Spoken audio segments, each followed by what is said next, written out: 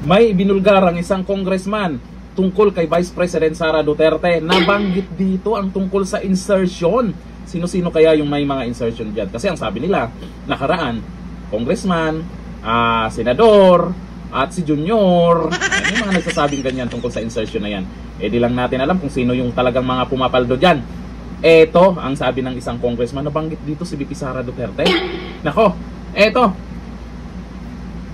Basahin natin ang post na yan.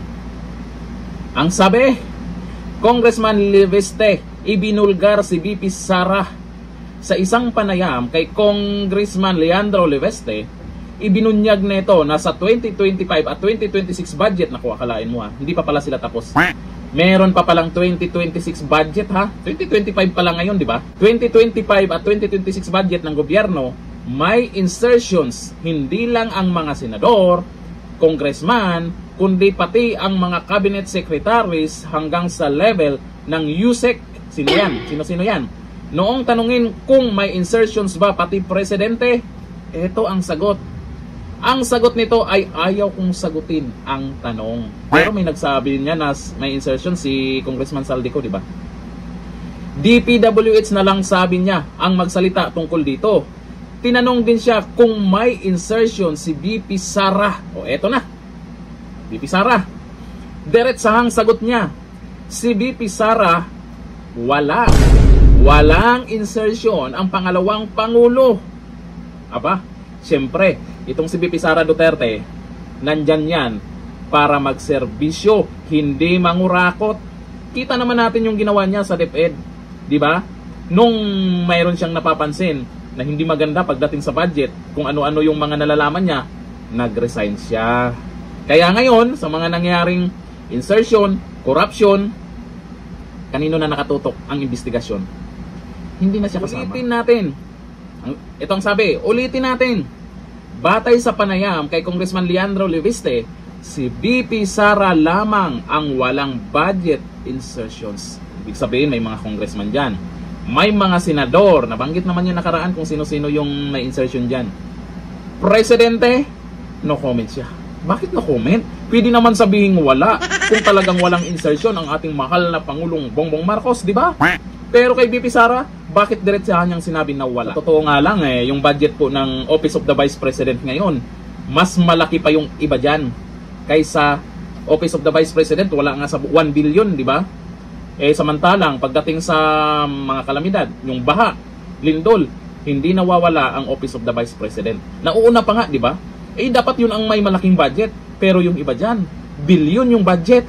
Pero, pagdating ng may baha, may lindol, aba, negosyante, nagbebenta pa ng 20 petot na bigas, di ba? Buti na lang, napansin nyo?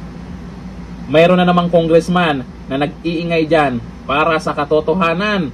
Yan talaga ang totoong nangyayari dyan. Sino yung may mga insertion? Sino yung wala? Naku, number 1 si VP Sara, panalo dito. Wala siyang insertion, basta makapagserbisyo. Eto, ayon kay Lance Mano, isang patunay lamang na meron pa rin tayong maaasahan sa Kongreso at yan si Congressman Leandro Leviste. Matino, maaasahan na mambabatas. Marami na po dyan.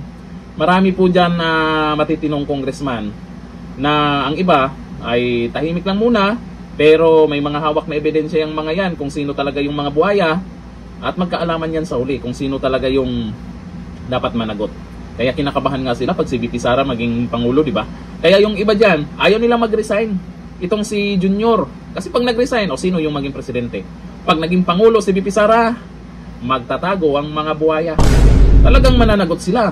Kaya kabado, ayaw nila na mag-resign po si Junior. At tingnan nyo naman yan, bawal daw mag-ano sa rally ng Marcos resign. Bawal mag-sigaw daw ng Marcos resign. Pero kung VP Sara resign, okay lang. Pinagluloko nyo naman kami. Kaya ako, ayaw kong pumunta sa Luneta sa rally na yan. Dito tayo magsama-sama sa EDSA. Sabi ni Oris Jasmine, di nga mabigyan ng tamang pondo ang OVP, insertion pa kaya? Correct.